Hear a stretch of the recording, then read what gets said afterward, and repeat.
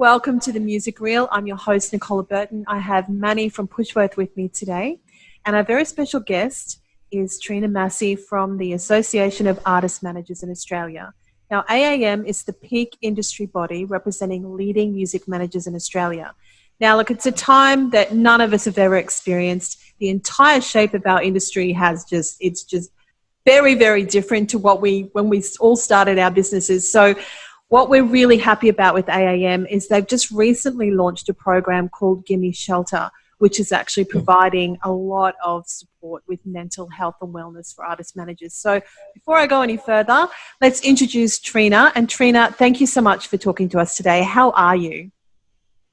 I'm good, as well can be in these new and interesting and trying times. But I'm doing well. How are you today? Yeah, we're good. Same as you. We're still, I guess, our part of the industry is still in lockdown. We can't necessarily go out and work again until pubs have their restrictions completely back to full capacity. So we're like you, still a little bit in lockdown. Yeah. So I guess, how did lockdown actually impact what you guys did, if at all? For us, it was really like GIMME SHELTER is one of 4 programs that we're currently rolling out nationally that I'm working on through the AAM. Okay. And so for us, it became really important to shift our focus from what we were doing, because a lot of those programs had face-to-face or peer-to-peer mentorships involved. Yes. And beyond that peer-to-peer mentorship aspect, there was even there's a New South Wales Roundtable, which is working with developing artist managers in Sydney. And with Bill Cullen and Greg Carey and Jen Slingo. And so a lot of how it affected our work was kind of really revisualizing how these projects could be done to ensure that they get done and produced. And then, of course, we really shifted focus on trying to make sure that we could get funding and go into a partnership with GIMME SHELTER. So that was really important for us to reiterate that, because we had done GIMME SHELTER. The pilot project happened in Victoria last year. And so trying to recreate that in an atmosphere that could work within this environment, because as you said, we can't meet. So, right. We've got to transform how we work. So, yeah. So it doesn't sound like much of a hibernation for you guys. Sounds like you've been super busy while everyone else has been stopped. You've gone, shit, let's make some changes. Yeah, it's just been really important about just keeping going and transforming, those things, and trying to provide the kind of professional development for artist managers. The association, I think, is about 330 members. So it's not just leading, it's, about 80% of all artist managers in Australia. And so we have to be providing professional development and opportunities for all our members across the board. That's really important. And so in that sense, it became really important to transform what we did. There's one, it's next week, but we have just through Copilot, which is one of our programs, we have Jake, who works for the International Managers Forum, actually, and he specializes in data and in international data, who's going to be talking to managers about what the trends are worldwide. So instead of just looking at what we're doing in Australia, the reality is in Australia is, I think, still the 7th or 8th biggest music market in the world, but we have a very big focus on export, especially when we're looking at trying to build those markets for bands. And it's important for artists, managers, and artists themselves to understand what's kind of happening overseas and what kind of strategies, because, those territories are very different from what's happening in Australia. Well, without what you guys do, we really can't build this industry, because the end result with the artists really begins with what the managers are doing and the support and the resources that they've got access to. So, it's a critical aspect of our industry, isn't it? It is. I don't think it's just without music managers. Without artists, there would be no music. So I think there's a really central partnership that's really created there between artists and artist managers, especially at different forms. Not to say that everyone needs an artist manager. I think there are plenty of examples of incredibly successful artists, and success can mean many different things. That's right. many, many different things without artist managers. But, you know, with the artist managers there, they do play that kind of important role with their artists. I mean, we average about 3 or 4 artists per artist manager. So, you know, the association is working with about 1,600 artists across Australia. So, you know, trying to continue develop and create opportunities and create understanding not only about what's going on here, but also internationally is going to play an important role. Because, you know, there are large questions about what are the next moves industry-wide, especially when gathering together will continue to be a problem. And Australia has one of the healthiest live music markets, as you both know. That's right. And it's, you know, almost taken for granted because Australian music market is much healthier than other international markets. And the opportunity for us to gather and that large income stream has now disappeared. And so, you know, these businesses, artist businesses and artist managers businesses have to develop post-COVID. Yeah. Exactly. I think that's the question Manny's got for you. Yes, you almost answered my question there, Trina. It's been a while, but lovely to see you once again.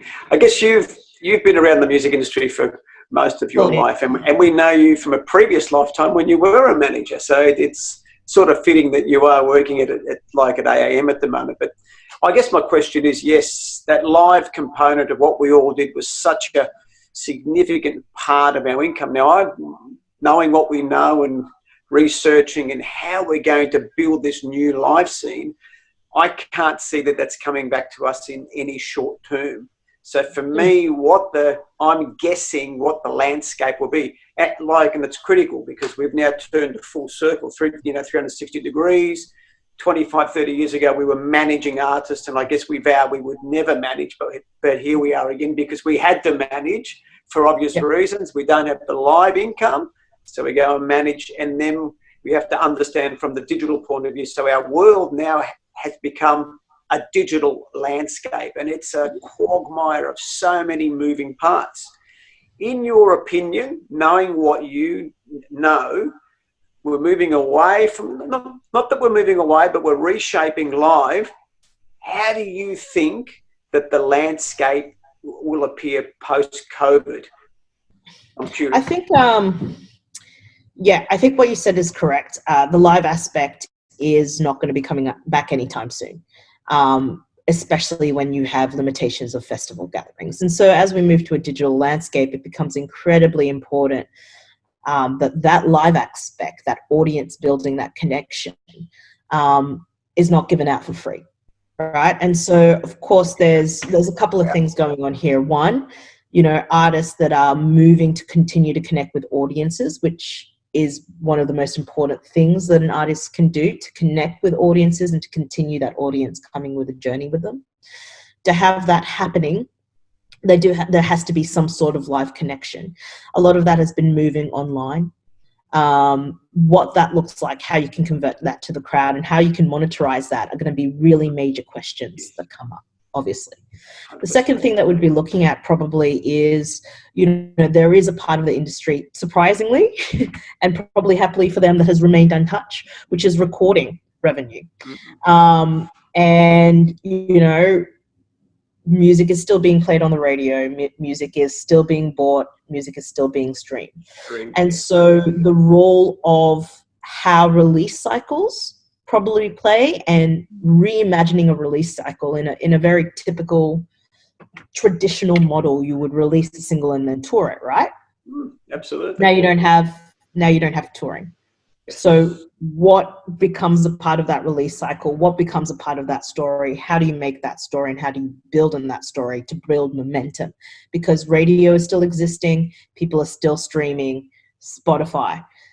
That's the next thing, probably streaming, Apple Music, thinking about the role, I mean, already in the music industry, you know, streaming and digital, even though downloading MP3s is pretty much on the way out now. Those streaming aspects, those playlisting aspects, the thought of discovery, like that is really going to be pushing managers and live art like acts towards that channel. I think the data was already there for that. I think it was like 62% of all musical sales, I think in 2017 or 18, was from streaming or digital. And so that was already pushing, if you wanted income revenue streams, future income revenue streams, that's probably where you had to go. But what happens after that is the real big question, because so much of our industry is dependent on congregation, and not just congregation to promote music, but congregation to be excited about music, to share information, for people to push, to suggest, to go, oh, I saw this live band, that was incredible. Oh, I was out and I saw the song while I was out. So that means that the industry as a whole, not just artist managers, booking agents, artists, everyone in this industry has to reimagine or pivot. Everyone's using the word, but pivot onto those other revenue streams. And then the question that really exists is, will those revenue streams be strong enough to maintain our industry without any sort of support? That's right. And I'm talking about government support. Yeah. No, very good answer. I mean, it's how do you cut through the noise with, you've got so many people all releasing on those platforms. How do you cut through the noise? And you're right, how do we actually monetize it so that this industry can survive? Good questions, good discussion. Trina, you've given us a lot to think about today. We really appreciate you taking the time to talk to us about what AAM is doing. And I'll make sure I put all of your information in the post and let you know when we feature it. So thank you so much for talking to us today. My pleasure. A lot of great information. Thanks, awesome, Trina. Trina. Lovely to see you again.